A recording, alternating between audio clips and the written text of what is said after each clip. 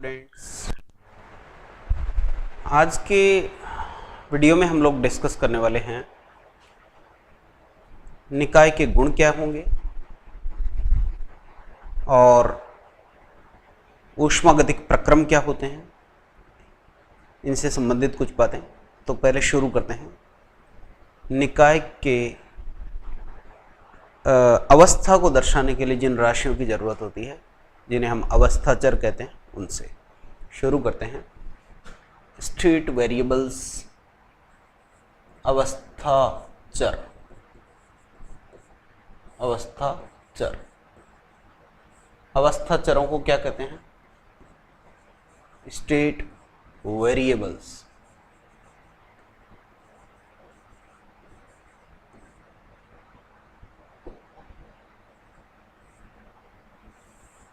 अवस्था चर, देखिए अवस्था चर से क्या मतलब। कोई भी निकाय है, निकाय क्या है? ब्रह्मांड का वो भाग जिसको हम स्टडी कर रहे हैं, जिसका हम अध्ययन कर रहे हैं, जिस पर हम रिसर्च कर रहे हैं। तो उसकी अवस्था को दर्शाने के लिए कि निकाय कौन सी अवस्था में है, उसके लिए हमें 4 चर राशियों की आवश्यकता होती है। और जिन चर राशियों की हमें निकाय की अवस्था को दर्शाने के लिए ज़रूरत होती है, उनको हम लोग अवस्था चर कहते हैं, स्टेट वेरिएबल्स कहते हैं। क्या कहते हैं? स्टेट वेरिएबल्स कहते हैं। तो देखिए,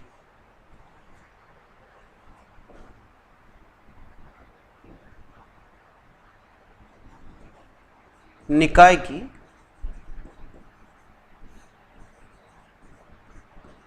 अवस्था को समझाने के लिए या बताने के लिए,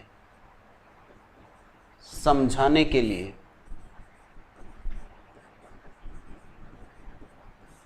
4 चर राशियों की आवश्यकता होती है। 4 चर और राशियों की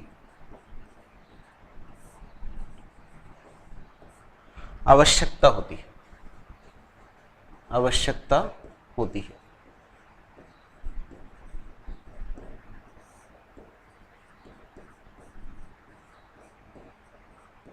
और इनको हम क्या कहते हैं? अवस्था चर कहते हैं। अवस्था चर कहते हैं, स्टेट वेरिएबल्स कहते हैं, जिन्हें अवस्था चर कहते हैं। क्या कहते हैं भाई? अवस्था चर कहते हैं। 4 चर राशियों की आवश्यकता होती है, जिनको हम लोग क्या कहते हैं? अवस्था चर। और वो 4 चर राशियां कौन कौन सी हैं? एक तो है दाब। क्या है? दाब, प्रेशर। दूसरा है आयतन, वॉल्यूम। तीसरा है टेम्परेचर, तापमान। और चौथा है पदार्थ की मात्रा, पदार्थ की मात्रा।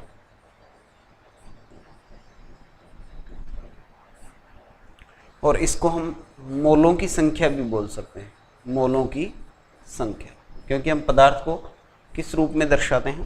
मोलों के रूप में। तो मोलों की संख्या। तो पदार्थ की संपूर्ण, किसी निकाय की संपूर्ण जानकारी के लिए जिन 4 चर राशियों की आवश्यकता होती है, समझाने के लिए का मतलब जानकारी के लिए, निकाय की संपूर्ण जानकारी के लिए जिन 4 चर राशियों की आवश्यकता होती है, उन्हें हम क्या कहते हैं? अवस्था चर कहते हैं। और इनको हम लोग प्रेशर को कैपिटल P से, आयतन को capital V, volume V for volume, और तापमान को टेम्परेचर यानी कैपिटल T से, और मोलों की संख्या को स्मॉल n से प्रदर्शित करते हैं। किससे प्रदर्शित करते हैं? स्मॉल n से। अब हमें इनके बारे में ये जानकारी होनी चाहिए कि इनकी इकाइयाँ वगैरह क्या होती हैं। तो हमने यूनिट कन्वर्जन जब पढ़ा था, यूनिट कन्वर्जन पे मैंने सेपरेट वीडियो बना रखा है, उसमें आप देख सकते हैं कि कैसे कौन कौन सी इकाइयाँ काम में ली जाती हैं और कैसे एक इकाई दूसरी इकाई में बदलती हैं। तो जैसे हम लोग दाब के लिए बात करें, तो दाब के लिए एक तो हम काम में लेते हैं वायुमंडलीय दाब। सबसे ज़्यादा या तो बार काम में लिया जाता है या वायुमंडलीय दाब।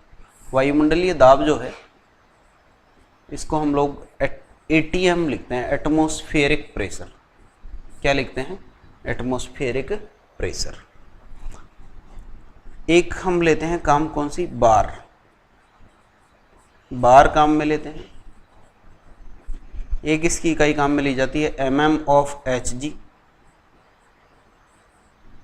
एक ली जाती है टोर, और एक काम में ली जाती है पास्कल। कौन सी ली जाती है, पास्कल। तो हमें इनके बारे में जानकारी होनी चाहिए कि वायुमंडलीय दाब में और पास्कल में क्या रिलेशन है, बार में और पास्कल में क्या रिलेशन है, थोड़ा सा। तो देखिए, अपने को खास तौर पर तो ये ध्यान रखना है कि 1 एटमॉस्फेरिक प्रेशर जो होता है वो होता है 101,325 न्यूटन प्रति मीटर स्क्वायर, और इसी को पास्कल भी बोल देते हैं। क्या बोल देते हैं, पास्कल। ठीक है। और अगर बार की बात करें तो यहाँ पे 1 के आगे 50 हो जाएंगे, यानी 10 की घात 5 हो जाएगा। तो वायुमंडलीय दाब में और बार में इतना सा ही फर्क होता है। ये लीजिए 1 बार, इसमें कितना हो जाएगा, 10 की घात 5 पास्कल।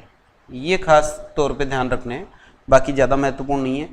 एक ये रख लीजिए, ये लीजिए 1 atmospheric pressure equal to 760 mm of Hg। और ये लीजिए, जब ये सब भी लिख लिए तो आप टोर के लिए भी लिख लीजिए 1 atmosphere equal to 1 atmospheric pressure is equal to 760 torr, 760 tour.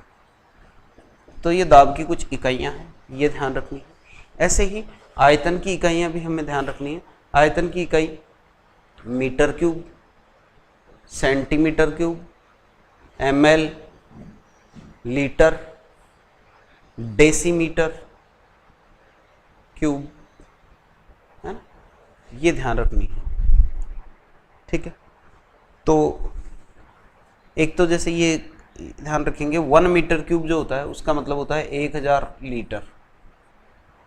1 metre cube का मतलब क्या होता है, 1000 लीटर। और 1 सेंटीमीटर क्यूब का मतलब होता है 1 ml। क्या होता है, 1 ml। और 1 डेसीमीटर क्यूब का मतलब होता है 1 लीटर, 1 लीटर। तो ml और लीटर के साथ metre cube, centimetre cube, decimetre cube, इनके क्या रिलेशन है ये आपको ध्यान रखने हैं। इसके बाद टेम्परेचर जो है, टेम्परेचर के बता रखे हैं। टेम्परेचर में अपने ज़्यादातर डिग्री सेल्सियस और केल्विन, दो ही पैमाने ज़्यादा काम आते हैं। ज़्यादा से ज़्यादा डिग्री फ़ारेनहाइट का भी आप ध्यान रख सकते हैं। और पदार्थ की मात्रा जो है वो हम किससे निकालते हैं, मोलों की संख्या जो है। मोलों की संख्या के अलग अलग फॉर्मूले हैं। जैसे एक फॉर्मूला तो मोलों की संख्या का जो है वो संख्या से है। तो पदार्थ के जो भी कणों की संख्या दे रखी है, कणों की संख्या, उसमें आप अवोगाद्रो संख्या का भाग लगा दें। अवोगाद्रो संख्या होती है 6.02 गुणा 10 की घात 23। तो कणों की संख्या में आप अवोगाद्रो संख्या का भाग लगा दीजिए, इससे भी मोल आ जाएंगे, मोलों की संख्या। इसके अलावा अगर गैस का आयतन है, गैस का आपको STP पर आयतन दे रखा है, गैस का STP पर आपको अगर आयतन दिया है, लीटर में दिया है, तो 22.4 लीटर का भाग लगा दीजिए। ठीक है, 22.4 लीटर प्रति मोल। तो इससे क्या आ जाएंगे, आपके पास मोलों की संख्या आ जाएगी। ठीक है। अगर आपको द्रव्यमान दे रखा है तो पदार्थ के द्रव्यमान में उसमें उसके मोलर द्रव्यमान का भाग लगा दीजिए। पदार्थ का द्रव्यमान, इसमें किसका भाग लगा दीजिए, मोलर द्रव्यमान का। तो इससे भी क्या आ जाएगी, मोलों की संख्या आ जाएगी, मोलों की संख्या। और अगर आपको दे रखा है, मोलरता दे रखी है, पदार्थ की सांद्रता दे रखी है, मोलर सांद्रता, तो मोलर सांद्रता को आप मोलर द्रव्यमान से गुणा कर दीजिए। मोलर सांद्रता को किससे गुणा कर दीजिए, सॉरी, आयतन से गुणा कर दीजिए। किससे गुणा कर दीजिए, आयतन से गुणा कर दीजिए। ये लीजिए, आयतन से गुणा कर दीजिए। आयतन लीटर में, इससे गुणा करेंगे तो भी क्या आ जाएगी, मोलों की संख्या आएगी। और भी कई तरीके हैं। तो आपको खास तौर पर ये ध्यान रखने हैं कि आप जो अवस्था चर हैं उन पे बेस्ड किसी भी टाइप का कोई न्यूमेरिकल है तो आपको ये सारे रिलेशंस पता होने चाहिए। ठीक है, ये तो बात हुई अवस्था चर की। किसकी? अवस्था चर की। अब बात करते हैं निकाय के गुणों की। निकाय के गुण, प्रॉपर्टीज ऑफ सिस्टम। निकाय के गुण।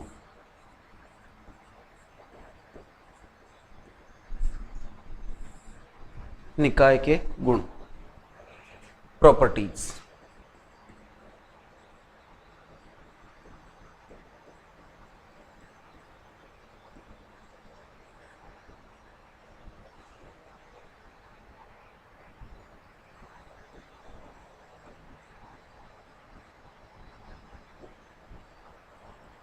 प्रॉपर्टीज, कौन कौन सी प्रॉपर्टीज होंगी?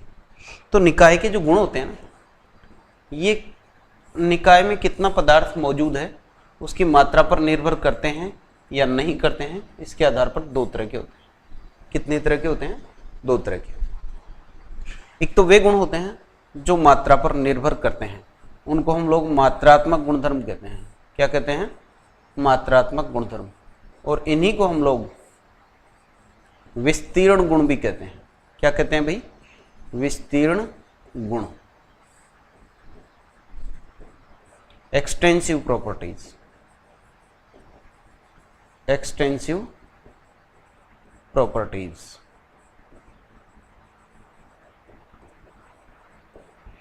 दूसरे वे गुण होते हैं जो मात्रा पर निर्भर नहीं करते हैं। पदार्थ में पदार्थ की कितनी मात्रा मौजूद है निकाय में, इस पर निर्भर नहीं करते हैं।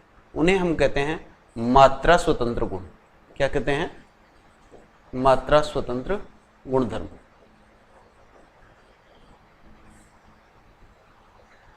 मात्रा स्वतंत्र गुणधर्म जो है, इनको हम गहन गुण भी कहते हैं। क्या कहते हैं? गहन गुण, इंटेंसिव प्रॉपर्टीज।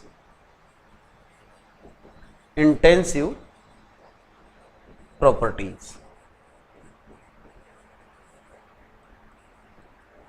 तो सबसे पहले तो इनकी डेफिनेशन लिख लेते हैं, होते क्या हैं।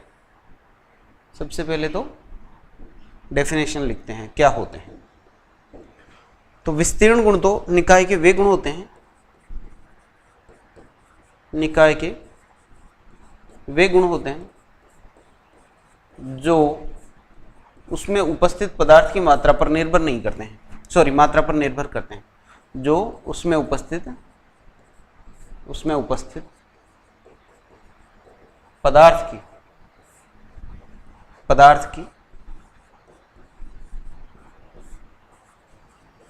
मात्रा पर निर्भर करते हैं। मात्रा पर निर्भर करते हैं।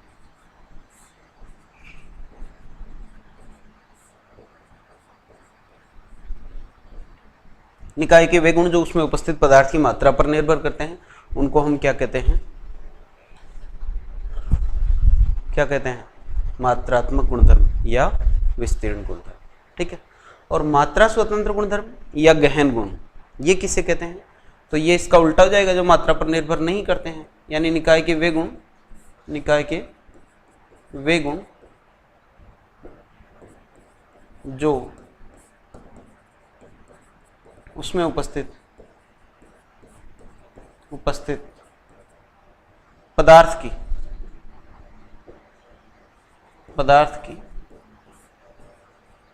मात्रा पर निर्भर करते हैं, सॉरी निर्भर नहीं करते हैं,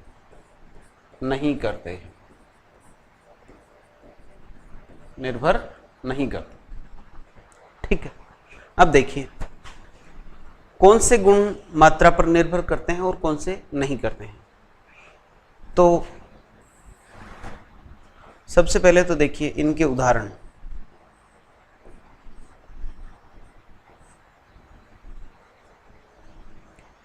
जैसे किसी पदार्थ में हम एग्जाम्पल इस तरह से समझते हैं कि जैसे मान लीजिए ये कमरा है, इसके अगर दो पार्टीशन कर दें तो कौन कौन से गुण प्रभावित होंगे। अगर दो पार्टीशन कर दें तो क्या कमरे का टेम्परेचर प्रभावित होगा? नहीं। क्या यहां पर दाब प्रभावित होगा, जो वायुमंडलीय दाब जितना महसूस कर रहे हैं हम? नहीं। क्या आयतन प्रभावित होगा? बिल्कुल होगा। क्या इसके अंदर जो गैस भरी हुई है उसका द्रव्यमान प्रभावित होगा? जो भी वायुमंडलीय वायु है उसका द्रव्यमान प्रभावित होगा? बिल्कुल होगा। मोलों की संख्या प्रभावित होगी? बिल्कुल। द्रव्यमान होगा तो मोलों की संख्या भी प्रभावित होगी। ठीक है। इसके अलावा एंथैल्पी, एंट्रोपी, जितनी भी ऊष्मा ऊर्जाएं हैं, एक तरह से ऊर्जा, आंतरिक ऊर्जा है ना, ये सभी तो क्या होंगी? चेंज होंगी। तो जो चीजें चेंज होती हैं उनको तो हम क्या कर देंगे? मात्रात्मक गुण। यानी पार्टीशन करने से जो चीज, जैसे दो टुकड़े कर दिए तो दो टुकड़े करने से जो चीज चेंज हो रही है वो तो क्या हो जाएगी? मात्रात्मक गुण। और जो चीज चेंज नहीं हो रही है वो क्या है? मात्रा स्वतंत्र गुण है। ठीक है। देखिए, मात्रात्मक गुण में द्रव्यमान, मात्रात्मक गुण में ये लीजिए, द्रव्यमान मात्रा पर निर्भर करता है, आयतन भी मात्रा पर निर्भर करता है, मोलों की संख्या द्रव्यमान पर निर्भर करती है, यानी मात्रा पर निर्भर करती है। मोलों की संख्या,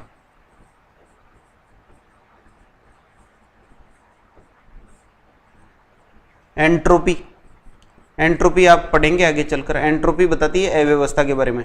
तो मान लीजिए कमरे में गैस के अणु ज्यादा हैं तो एंट्रोपी ज्यादा होगी, अव्यवस्था ज्यादा होगी।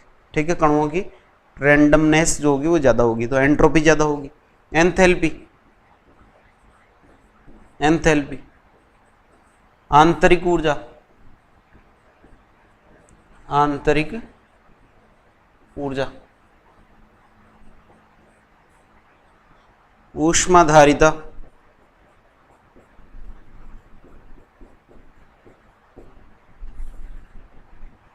ऊष्मा, ये सब मात्रा पर निर्भर करेंगे। इसके अलावा जो अणुसंख्यक गुणधर्म हम पढ़ते हैं, सभी अणुसंख्यक गुणधर्म, और अणुसंख्यक गुणधर्म आपको ध्यान होने चाहिए कौन कौन से हैं। अणुसंख्यक गुणधर्म जैसे वाष्प दाब में अपेक्षिक अवनमन, वाष्प दाब में अपेक्षिक अवनमन, क्योंकि वो कणों की संख्या पर निर्भर करते हैं ना, तो मात्रा कम ज्यादा होगी तो वो भी कम ज्यादा होंगे। वाष्प दाब में अपेक्षिक अवनमन, अपेक्षिक अवनमन।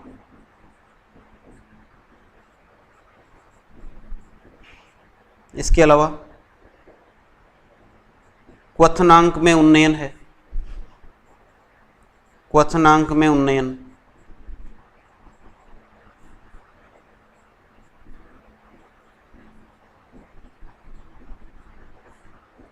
है ना, हिमांक में अवनमन। इस तरह की जो भी चीजें हैं वो सब क्या होंगी? मात्रा पर निर्भर करेंगी। हिमांक में अवनमन, हिमांक में अवनमन। तो ये जो चीजें हैं ये क्या करेंगी? मात्रा पर निर्भर करेंगी। ठीक है। अब अगर हम बात करें मात्रा स्वतंत्र गुण जो मात्रा पर निर्भर नहीं करते हैं, तो देखिए जैसे हमने अभी कहा कि कमरे का टेम्परेचर कम ज़्यादा नहीं होगा। जैसे मैं 25 डिग्री सेल्सियस पर हूँ तो अगर रूम के दो पार्टीशन कर दे तो भी जहाँ मैं रहूँ, जहाँ हूँ वहाँ 25 डिग्री सेल्सियस टेम्परेचर ही रहेगा। इसका मतलब टेम्परेचर जो है, तापमान। इसके अलावा दाब, यहाँ का दाब चेंज नहीं होगा, दाब नहीं बदलेगा। ठीक है। और देखिए अगर द्रव्यमान में आयतन का भाग लगा दो, द्रव्यमान में आयतन का भाग लगा दो, तो दो मात्रात्मक गुणधर्मों को एक दूसरे से अगर डिवाइड करते हैं तो जनरली वो किस में बदल जाता है? मात्रा स्वतंत्र गुण में। यानी एकांक आयतन का द्रव्यमान वो भी चेंज नहीं होगा, एकांक आयतन का द्रव्यमान जो है वो भी चेंज नहीं होगा। जैसे मैं बात करूं, जल का घनत्व लगभग 1 ग्राम प्रति ml है, या 1 लीटर में ये माने लगभग 1000 किलोग्राम आते हैं। तो आप भले ही जल को गिलास में ले लीजिए या बाल्टी में ले लीजिए, यानी पानी कम ले लो या ज़्यादा ले लो, घनत्व लगभग उतना ही रहेगा, घनत्व वही रहता है। ठीक है। घनत्व क्या होगा? पूरी तरह से वही रहेगा। इसका मतलब घनत्व क्या है? इस पर डिपेंड नहीं करता है। शांता, बहने का गुण जो है, शहद जितना गाढ़ा है उतना ही रहेगा, भले उसकी मात्रा कम कर दो या ज़्यादा कर दो, शांता है। इसके अलावा पृष्ठ तनाव है, पृष्ठ तनाव। अपवर्तनांक है, अपवर्तनांक। पीएच, पीएच कहते हैं ना जल की पीएच, उदासीन जल की पीएच 7 होती है। कभी ये थोड़ी पूछते हैं हम कि 1 लीटर जल की बताऊं या 2 लीटर जल की बताऊं पीएच, यानी मात्रा नहीं पूछते कभी भी। तो जो चीजें मात्रा पर डिपेंड नहीं करती वो क्या है, गहन गुण है, पीएच है। इसके अलावा सेल का विद्युत वाहक बल, सेल का विद्युत वाहक बल।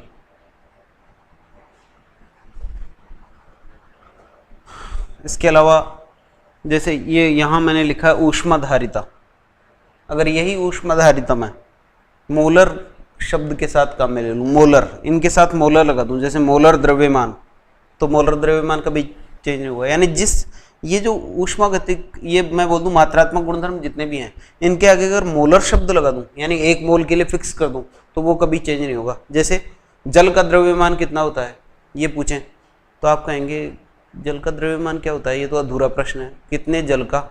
लेकिन मैं कहूँ जल का मोलर द्रव्यमान कितना होता है, तो आप कहेंगे 18 ग्राम प्रति मोल। इसका मतलब मोलर द्रव्यमान मात्रा पर निर्भर नहीं करता, तो मोलर द्रव्यमान है, मोलर द्रव्यमान। मोलर द्रव्यमान के अलावा मोलर आयतन है, मोलर आयतन, मोलर एंथैल्पी है, मोलर एंथैल्पी, मोलर ऊष्माधारिता है, जिनके आगे भी मोलर शब्द लग जाएगा, मोलर ऊष्माधारिता। ठीक है, मोलर ऊष्माधारिता।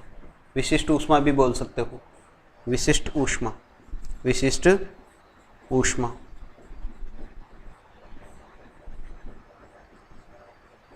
इसके अलावा यहाँ आपने लिखा क्वथनांक में उन्नयन, हिमांक में अवनमन, ये तो अणुसंख्या गुणधर्म है, ये तो अणुओं की संख्या पर निर्भर करते हैं, और अणुओं की संख्या अगर कम ज्यादा होगी, मात्रा कम ज्यादा होगी, तो अणुओं की संख्या भी कम ज्यादा होगी। लेकिन अगर हम बात करें इनके खुद की, जैसे क्वथनांक है, तो क्वथनांक क्या होगा, क्वथनांक, जल का क्वथनांक कितना होता है 100 डिग्री सेल्सियस। आप कभी ये नहीं पूछते ना कि कितने जल का बताऊं, क्वथनांक है, हिमांक है ना, ये चीजें ऐसी हैं। इसके अलावा मोलों की संख्या में आयतन का भाग लगा दो तो मोलर सांद्रता आ जाती है, तो सांद्रता है, सांद्रता, मोलर सांद्रता, मोलर सांद्रता। ये सब क्या है, ये सब गहन गुण हैं। क्या है, गहन गुण है। तो निकाय के गुणों की बात कर रहे थे। निकाय के गुण कितनी तरह के हो सकते हैं, 2 तरह के हो सकते हैं।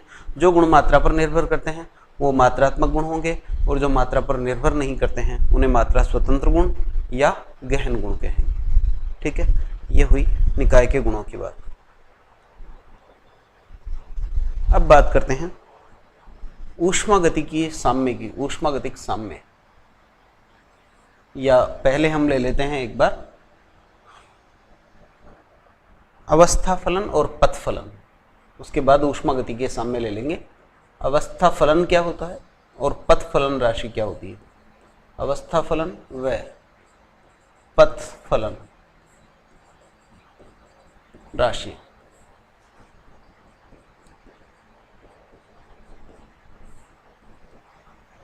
अवस्था फलन राशि और पथ फलन राशि। ठीक, अवस्था फलन राशि किसको कहते हैं। अवस्था फलन राशियां वे राशियां होती हैं जिनका मान निकाय की एक अवस्था से दूसरी अवस्था पर में ले जाने के पथ पर निर्भर नहीं करता, बल्कि निकाय की प्रारंभिक और अंतिम अवस्था पर निर्भर करता है। यानी केवल अवस्था पर निर्भर करे उन्हें हम लोग क्या कहते हैं, पॉइंट स्टेट या अवस्था चर कहते हैं, स्टेट वेरिएबल्स, स्टेट फंक्शन कहते हैं। क्या कहते हैं, स्टेट फंक्शन। तो देखिए भाई, अवस्था फलन।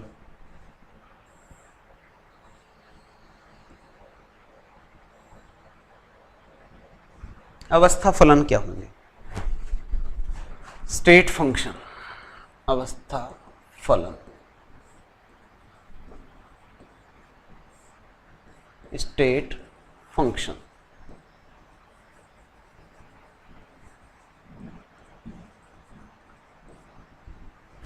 दूसरा क्या है? पथ फलन, पाथ फंक्शन, पाथ फंक्शंस।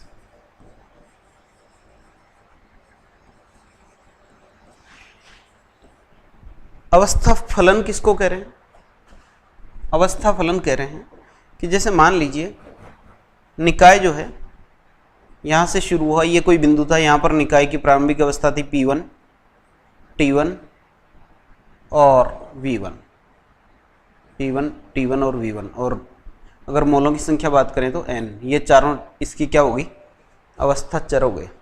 ठीक है, फिर इसको हम यहाँ, ये स्थिति A है मान लीजिए, स्थिति A से हम इसको ले गए स्थिति B पे। स्थिति B पे जब ले गए तो इसके दाब हो गया इसका P2, टेम्परेचर हो गया T2, आयतन हो गया V2, और मोलों की संख्या अभी भी सपोज N है। ठीक है, फिर हम इसको ले गए बिंदु C पे। बिंदु C पर ले गए तो प्रेशर है P3, टेम्परेचर है T3, आयतन है V3 और मोलों की संख्या है N। ठीक है, अब अगर हम बात करें इसकी प्रारंभिक अवस्था कौन सी है? A, और अंतिम अवस्था कौन सी है? C।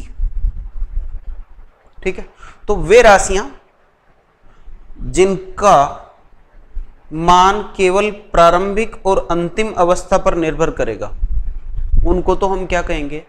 अवस्था चर। यानी ऐसे बोल सकता हूं मैं कि मान लीजिए मुझे A को C पे लेके आना था, मुझे निकाय को प्रारंभिक अवस्था A से कहां पे लेके आना था? C पे लेके आना था। तो इसके दो तरीके हो सकते थे, या तो मैं सीधा A से C में ले आऊं, या फिर पहले A से B पे जाऊं और फिर B से C पे। तो मेरे पास दो रास्ते हैं।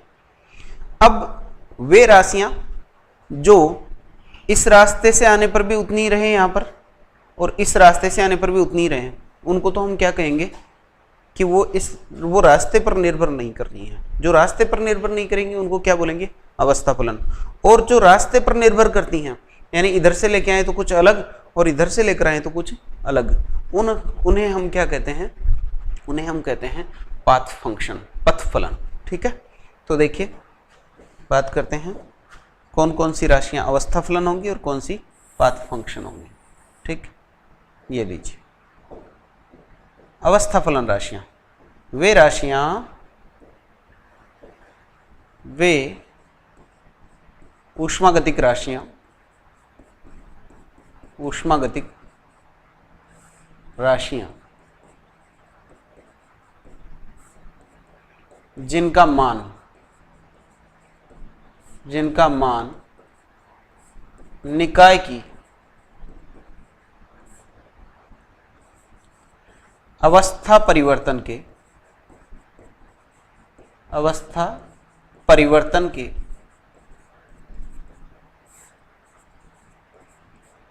पथ पर, अवस्था परिवर्तन के पथ पर निर्भर नहीं करता है, निर्भर नहीं करता है। तो किस पर करता है? पथ पर निर्भर नहीं करता है, बल्कि निकाय की प्रारंभिक व अंतिम अवस्था पर निर्भर करता है, बल्कि निकाय की प्रारंभिक व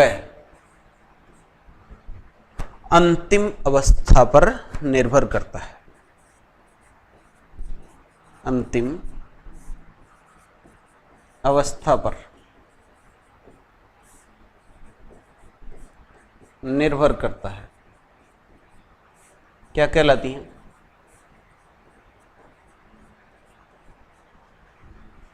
अवस्था फलन कहलाती हैं।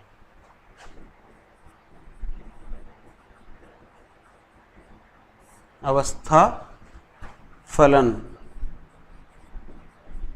कहलाती, अवस्था फलन राशियां कहलाएंगी।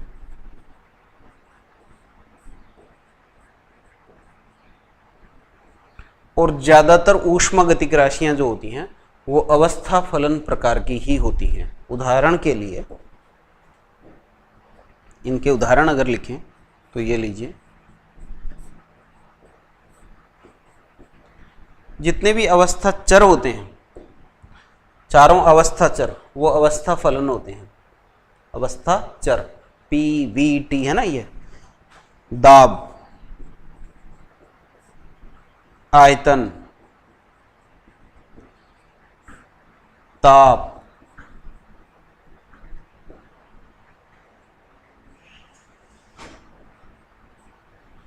मोलों की संख्या, मोलों की संख्या, पीवीटी और एन, ये चार तो ये तो चारों तो क्या हो गए, अवस्था फलन हो गए ना। ये चारों तो क्या हैं, अवस्था फलन। इनके अलावा ये तो अवस्था चर है ना, पीवीटी और एन, ये तो अवस्था फलन होंगे ही होंगे है ना। इनके अलावा एंथैल्पी,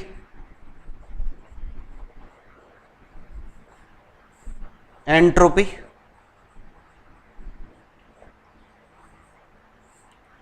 आंतरिक ऊर्जा,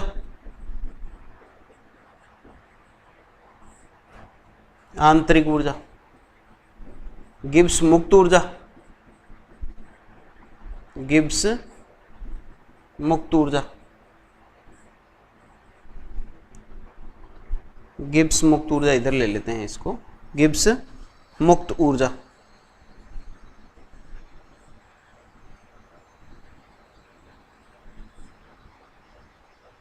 इस तरह की जितनी भी राशियां होंगी ये सब क्या होंगी, सब अवस्था फलन राशियां होंगी। तो ज्यादातर ऊष्मागतिक राशियां कैसी होती हैं, अवस्था फलन राशियां होती हैं। पथ फलन राशियां क्या होती हैं, पथ फलन राशियां वे राशियां हैं जिनका मान निकाय की अवस्था परिवर्तन के पथ पर निर्भर करता है। तो देखिए, वे राशियां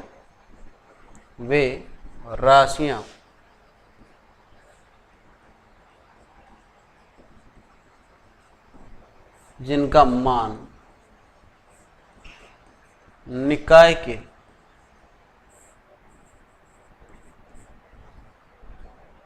अवस्था परिवर्तन के पथ पर निर्भर करता है, पथ पर निर्भर करता है।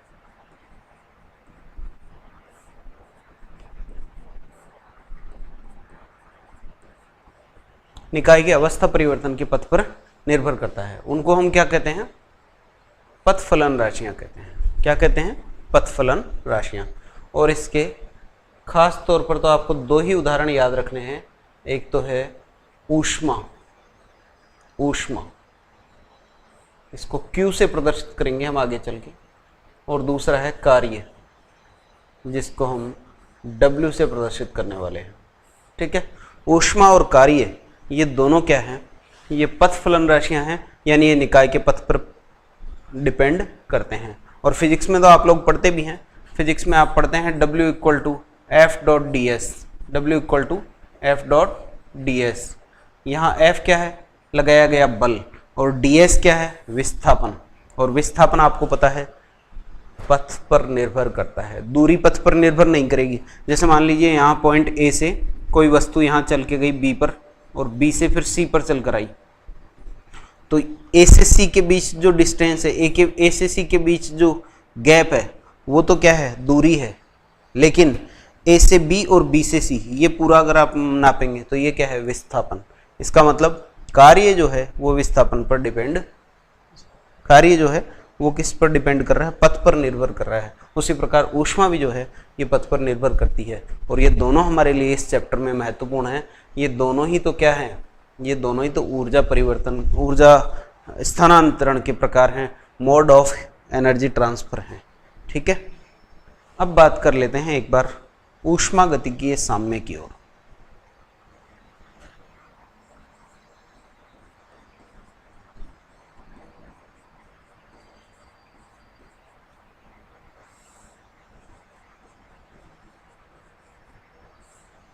ऊष्मागतिकीय साम्य। ऊष्मागतिकीय साम्य में यह है कि निकाय और परिवेश के बीच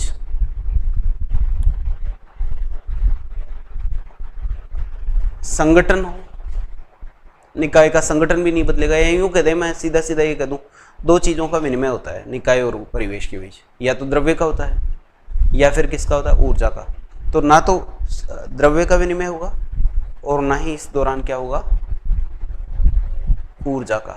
या यूं कह दें कि निकाय जो है वो परिवेश के साथ साम्य में रहेगा, अगर आदान प्रदान भी होगा तो बराबर होगा। ठीक है, तो ये कह देते हैं क्या कि निकाय तथा परिवेश के मध्य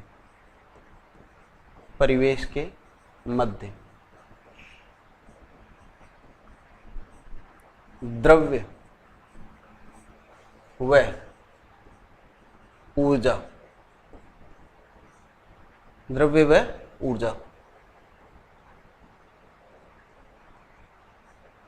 दोनों के संबंध में क्या होता है,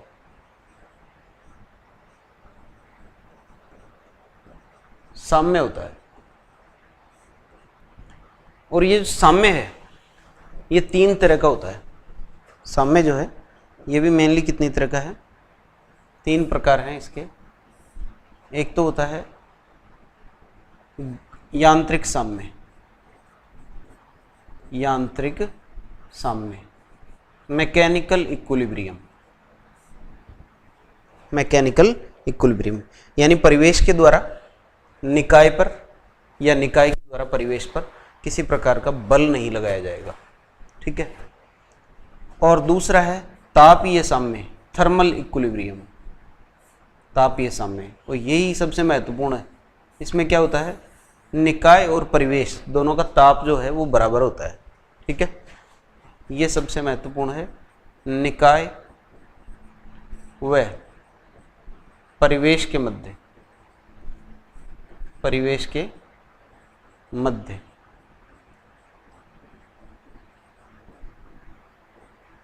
या यूं कहते हैं निकाय और परिवेश का जो ताप है वो ताप समान रहता है।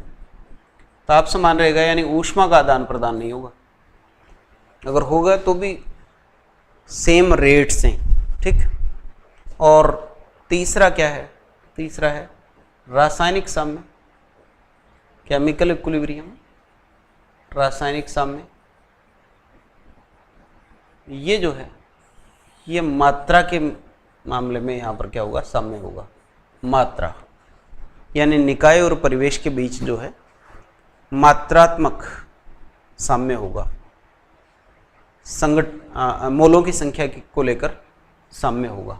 तो ये तीन प्रकार के साम्य हुए, ऊष्मागतिकीय साम्य यानी यांत्रिक साम्य, तापीय साम्य और रासायनिक साम्य। इस चैप्टर में हम लोग किस पर डिस्कशन करने वाले हैं, तापीय साम्य पर। तो एक बार फिर से देख लेते हैं हमने क्या क्या डिस्कस किया। अवस्था चर क्या होते हैं, सबसे पहले ये ध्यान रखिएगा, अवस्था चर निकाय की अवस्था को बताने के लिए, निकाय की अवस्था की संपूर्ण जानकारी के लिए हमें चार चर राशियों की आवश्यकता होती है। और वो कौन कौन से हैं, पी, वी, टी और एन। दूसरी बात, निकाय के गुण हमने कितनी तरह के बताए, दो तरह के, मात्रात्मक और मात्रा स्वतंत्र। मात्रात्मक जो मात्रा पर निर्भर करते हैं और मात्रा स्वतंत्र जो निर्भर नहीं करते हैं। कैसे ध्यान रखेंगे, आप क्या करें, एक पात्र में जैसे जल ले लिया, अगर उस जल के दो टुकड़े कर दें यानी उसको दो भागों में बांट दें, तो कौन कौन सी चीज़ें उस जल की चेंज होंगी और कौन सी नहीं होंगी। क्या तापमान चेंज हो जाएगा, क्या आयतन चेंज हो जाएगा, क्या द्रव्यमान चेंज हो जाएगा, क्या दाब चेंज हो जाएगा, तो वो आप समझ सकते हैं उस तरह से। ठीक है, याद रखने के लिए ये तरीका अपना सकते हैं। और इसके बाद अवस्था फलन राशियाँ क्या होती हैं, जो निकाय की अवस्था पर निर्भर करती हैं, पथ पर निर्भर नहीं करती हैं। और जो पथ पर निर्भर करती हैं उनको हम क्या कह देते हैं, पथ फलन राशियाँ।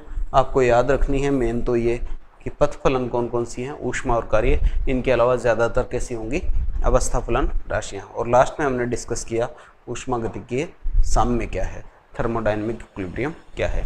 मिलते हैं नेक्स्ट वीडियो में हम लोग ऊष्मागतिकीय प्रक्रमों को लेकर। धन्यवाद।